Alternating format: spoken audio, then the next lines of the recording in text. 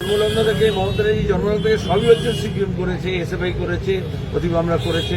ওনাকে আগে জিজ্ঞেস করো জ্ঞানেশ্বরী কাণ্ডে কারা আগুন লাগিয়েছিল, প্রেস কনফারেন্স কারা ভেঙেছিল, কারা উড়িয়েছিল, এত লোকে প্রাণ কে নিয়েছিল। ব্রাত্য বসু প্রেস কনফারেন্স করে আর তথাকথিত ভাড়াটেদেরকে নিয়ে প্রেস কনফারেন্স করেছিল।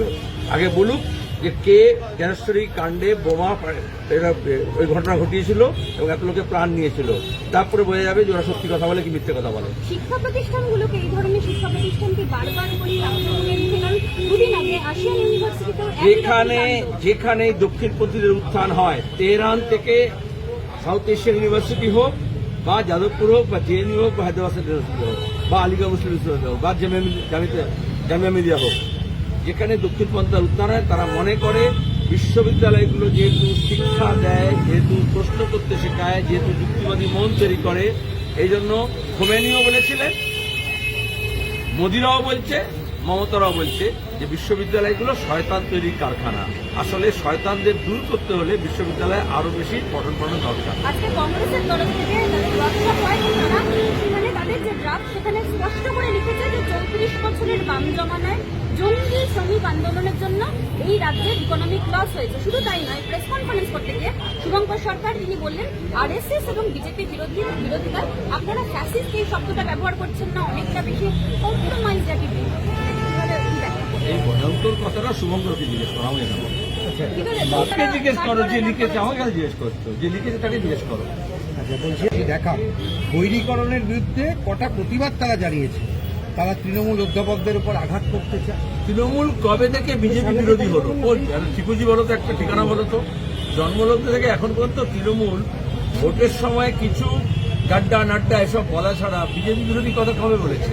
আরএসএস বিরোধী কথা কবে বলেছে? আরএসএস নাম উচ্চারণ করতে পারে? এটা সব মুখোশ পড়েছিল, এখন মুখোশটা বেরিয়ে আসছে।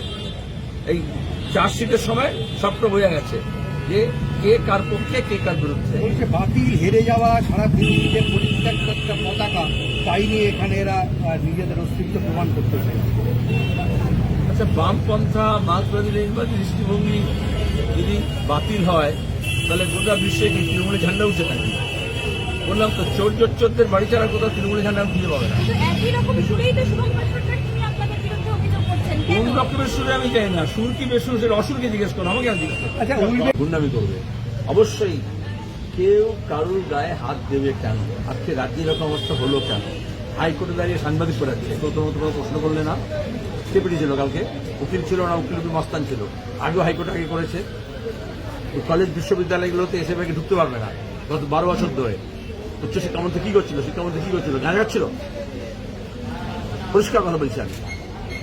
এই যে কলেজ বিশ্ববিদ্যালয়ের ছাত্র নির্বাচন হয় না, কেন হয় না? আর যেখানে হয়, যেখানে গণতান্ত্রিক পরিবেশ আছে, সেখানে কেন আক্রমণ বারবার নেমে আসে? কখনো বিজেপি, কখনো ব্রাত্য, কখনো তৃণমূল। এই বাবুল সুপ্রিয় এখন তৃণমূলের নেতা, যারা বিজেপি মন্ত্রী ছিল, এই বিশ্ববিদ্যালয়ে গিয়ে এরকম নাটক করেনি। এটা পুরনো স্কেল।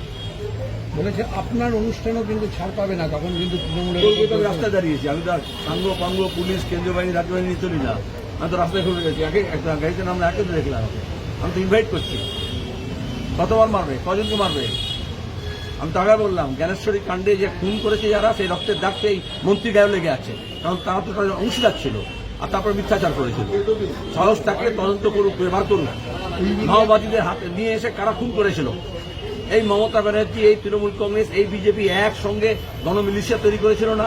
আরএসএস, তৃণমূল আর বিজেপির সাউথ সোরেন থেকে বাকি সবাইকে যে খুন করেছিল, এখন সবে নন্দীগ্রামে যারা খুন হয়েছিল তাদের এখন কেস বার করা হচ্ছে।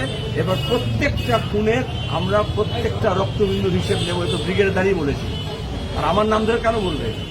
যাদবপুর বিশ্ববিদ্যালয়ে পড়েছি বলে? যাদবপুর বিশ্ববিদ্যালয়ে ঢুকবার জন্য তো একটা যোগ্যতা লাগে, সেটা তো ছিল।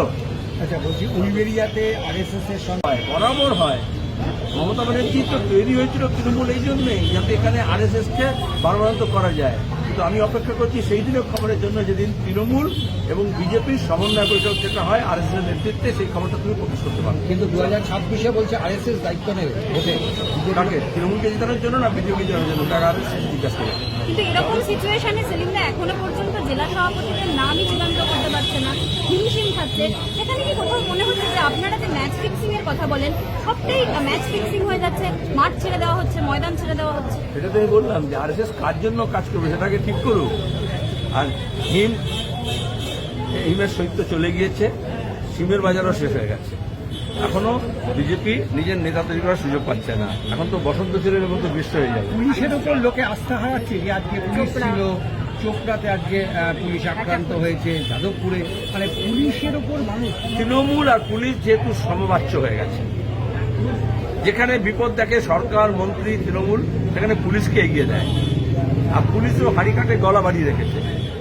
পুলিশিং করা একটা জিনিস, আর দলবাজি করা আর একটা জিনিস। তৃণমূলের থানাগুলো যদি তৃণমূলের নেতাদের জন্মদিন পালনের, বিবাহবার্ষিকী পালনের, আইবুড়ো ভাতের কেন্দ্র হয়ে যায়, তাহলে তৃণমূলের ওপর যা রাগ ছিল সেগুলো সব পুলিশের উপর এসে পড়ে। এবং যেখানেই বেকারি হোক, দারিদ্র হোক, এই যে আলুর দাম যাতে 1300 টাকা কুইন্টাল হয়, তার জন্য কৃষকরা যখন লড়াই করছে, কালকেও কোচবিহারে পুলিশকে লেলিয়ে দিয়েছে কৃষকদের ওপরে।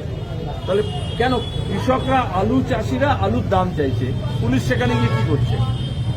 তাহলে এই যে তৃণমূলের হয়ে দালালি করা পুলিশের প্রত্যেকটা, শিক্ষক নিয়োগের ক্ষেত্রে তাই হয়েছে, স্বাস্থ্য ভবনের তাই হয়েছে, বিকাশ ভবনের তাই হয়েছে, প্রত্যেকটা জায়গায় দেখা যাবে সরকারের বিরুদ্ধে মানুষ যেখানে মুখ খুলছে, বিজেপির হয়ে, তৃণমূলের হয়ে পুলিশ সেখানে তারা মাতব্বরি করছে। এই জন্য এরপরে তৃণমূলকে খুন করছে। আমি আশ্চর্য হব না যখন তৃণমূল পুলিশকে খুন করবে।